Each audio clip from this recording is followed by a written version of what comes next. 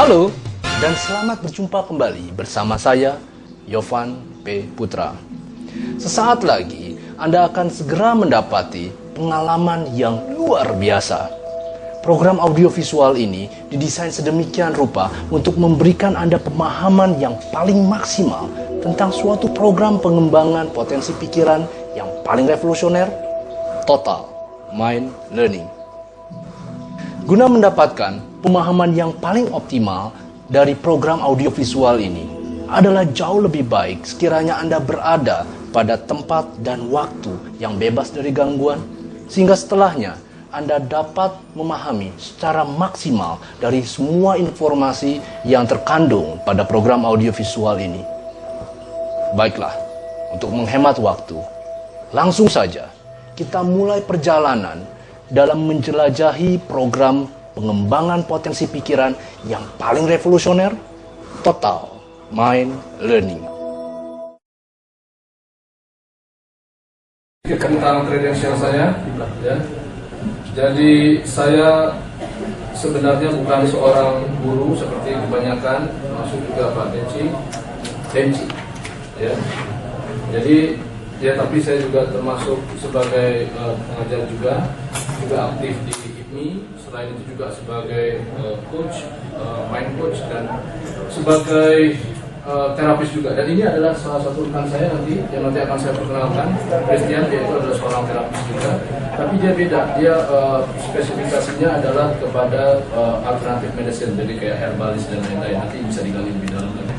Baik, jika demikian, tanpa berlama-lama lagi, saya pasti Bapak dan Ibu sudah ingin penasaran sekali mau tahu apa sih itu total mind learning dan lain-lain. Nanti akan dijelaskan lebih lengkap oleh teman saya, oleh kolega saya, Christian. Oke, Christian, please come forward. Oke, Christian will deliver the message of I'm Christian, and I will introduce you to total mind learning. I think that Johan tell a lot about this. Nah, kami mendirikan suatu institusi yang disebut sebagai Prima Study, di mana kami mengembangkan suatu metode-metode pendekatan-pendekatan yang memungkinkan individu untuk belajar secara lebih baik lagi. Oke, pendekatan tersebut sudah diberikan salah satunya di Brighton Institute. Di LAN kami adalah sebagai seorang wilayah suara. Lalu kami juga ada di LIPI sebagai ini materi yang kami ajarkan di LIPI. Pembentukan ajar di LIPI yang digunakan di untuk seluruh nasional terkait dengan departemen di bawah LIPI. Bapak Ibu juga bisa melihat beberapa buku. Ini 4 dari 16 buku yang telah kami tulis. Oke. Nanti kalau sekiranya Bapak dan Ibu belajar atau ingin mengetahui lebih lanjut, saya akan bertanya kepada kalian. Pertanyaan saya simple. Kalau kalian melihat kredensial saya, kalian melihat pencapaian saya, menurut kalian prestasi saya ketika saya bersekolah formal SD, SMP, SMA itu seperti apa? A. Di atas rata-rata, B. Rata-rata, atau C. Di bawah rata-rata?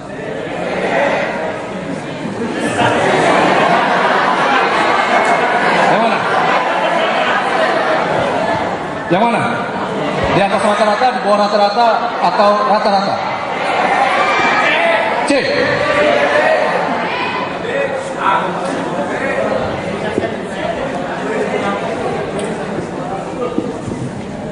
Sekolah saya dulu sekolah bernomor. Saya sekolah di SMA 78. Tahu SMA 78 di mana? Enggak tahu. di Kemanggisan. Saya mau bicara sama kalian, oke? Kalau kalian bersekolah di SMA itu berapa tahun? Saya 4 tahun.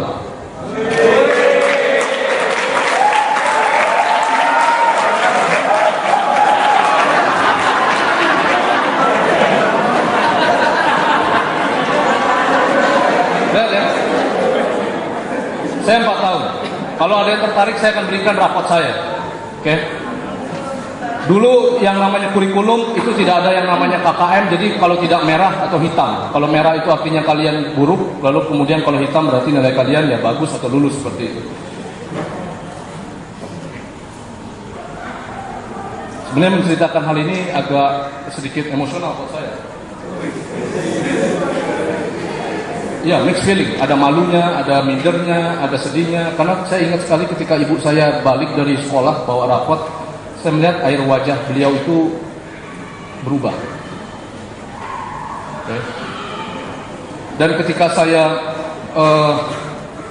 lihat, ternyata saya untuk semua pelajaran itu saya buruk semua. Merah semuanya. Matematika, fisika, kimia, biologi semuanya merah. Mungkin ini lucu buat kalian, tapi satu-satunya nilai yang hitam atau nilai yang tidak merah itu adalah olahraga. Tapi no, true. Itu yang sesungguhnya. Setelah bersedih-sedih, berduka, mengurung diri, lalu kemudian saya bicara sama ibu saya, dan ibu saya katakan kepada saya kepada ibu saya, Bu, bagaimana kalau kita pergi ke rumah kepala sekolah almarhum Pak Sularjo? Ibu minta deh masa probasi tahu ya, dinaikkan, diuji coba dinaikkan 3 bulan di kelas 2, kalau sekiranya gagal ya turunkan lagi ke kelas 1, seperti itu. Lalu kemudian ibu saya mengatakan, oke, kita jalan ke sana, kita naik kendaraan umum dari rumah kami di Meruya, rumah kepala sekolah itu di Bekasi. Sampai di sana saya melihat ibu saya mulai dari berbicara baik, meminta, sampai memohon, tapi jawabannya cuma 2 dari Pak Kepala Sekolah. Kamu saya naikkan tapi pindah sekolah, atau kamu saya kembalikan di kelas 1, kamu tetap di sekolah yang sama. Latar belakang sekarang saya ceritakan, latar belakang keluarga saya. Ibu saya seorang perawat pegawai negeri, ayah saya tidak bekerja, adik saya 2, jadi 3 dengan saya. So, apa yang terjadi? Ibu saya berkata, Pak, biar kami pikir dulu, besok kami kasih jawabannya. Dan ternyata ibu saya bilang, kalau seumpamanya kamu pindah sekolah, maka khawatirnya nanti akan kena biaya gedung dan lain-lain, terpaksalah kita ulang dari kelas 1. So, saya mengulang dari kelas 1.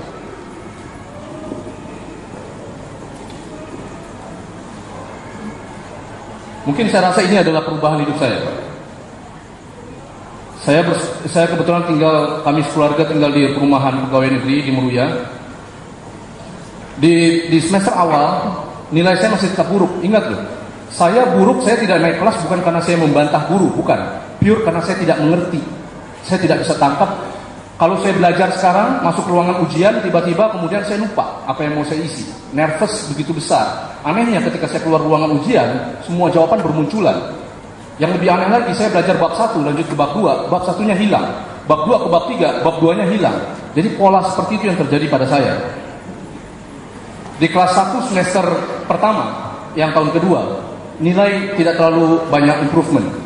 Ya masih ada 5, ada 6, ada beberapa 7 seperti itu. Namun hal yang menarik adalah di semester kedua kelas 1, tahun kedua saya, ini ada rumah kosong, ini rumah kami, ini disewa oleh sepasang bapak dan ibu kebangsaan Itali. Yang menarik dari pasangan ini adalah beliau ini tidak bekerja, melainkan beliau itu adalah travel dari India ke Nepal, ke Cina, ke India, seperti itu, hanya untuk meditate, seperti itu. Dia adalah seorang, yang menarik adalah dia orang Itali tapi beragama Buddha, seorang Buddhis begitu ya. Dia melihat saya sering ketika saya pergi sekolah, pulang sekolah, dia lihat saya, sesekali dia panggil saya. Lalu kemudian di sini yang saya berubah, saya rasa. Ketika dia mengajarkan saya sesuatu. Oke, yang mana nanti saya akan bahas apa yang diajarkan. Selesai dari ini, saya ingat sekali yang sementara kalian seusia kalian lebih banyak main bola, main apa mungkin kemana seperti itu. Bayangkan dari jam 12 sampai jam 4 saya dilatih oleh beliau itu untuk melakukan TM, atau TM, Transcendental Meditation. Seusia ini, jam 12 malam. Itu setiap Sabtu dan Minggu. Alhasil apa yang terjadi, yang menarik adalah terjadi loncatan prestasi di tahun kedua kelas 1, semester kedua, ketika semua matematik, fisika, kimia, biologi semuanya 9. And the beauty of this itu tanpa yang namanya ikut les, bimbingan belajar atau apapun itu. Tapi sudah melihat prestasi seperti ini, ayah saya kebetulan dia adalah seorang dengan segala hormat. Ayah saya adalah seorang yang sangat galak sekali seperti itu. Dia bilang itu mah biasa, karena kan kamu ngulang. Jadi kalau seumpamanya kamu ngulang lalu kamu dapat nilai seperti itu biasa.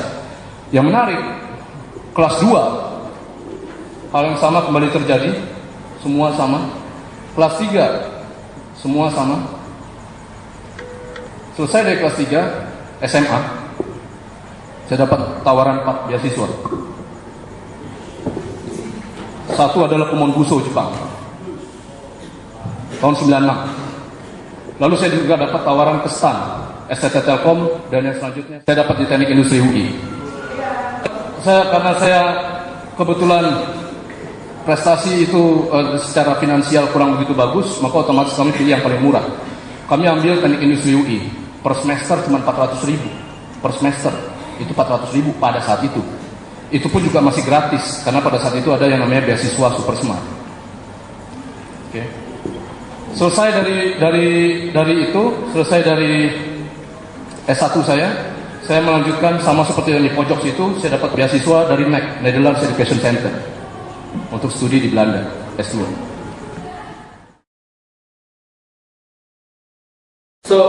Saya bercerita tentang ini kaitannya apa? Kalau Bapak dan Ibu dapat dicerita tentang saya salah besar, kok bisa salah besar? Karena ada kenyataan yang sangat parah sekali. IQ saya itu adalah 105.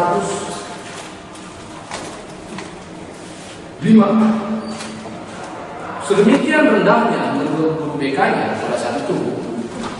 Sebaiknya anak ini masukkan aja ke program diploma supaya tidak menghadapi kesulitan di perguruan tinggi nanti. Karena norma yang kita pegang mungkin IQ itu kan ada batasannya 100. Kalau di bawah 100 maka sulit untuk lanjut ke perguruan tinggi mungkin pertimbangan yang demikian. Saya sedikit di atas. Saya hari ini lagi di Bandung untuk proyeknya. Kurang lebih seperti itu. Tapi pada kenyataannya itu tidak terjadi. Kenapa? Karena saya konsul. Nah, pertanyaannya, ada apa? Oh iya. Karena setelah dari sini ceritanya gampang. Ada apa? Pak Bayu, betul. Inilah sebenarnya yang mengubah hidup saya. Apa yang pertama kali diajarkan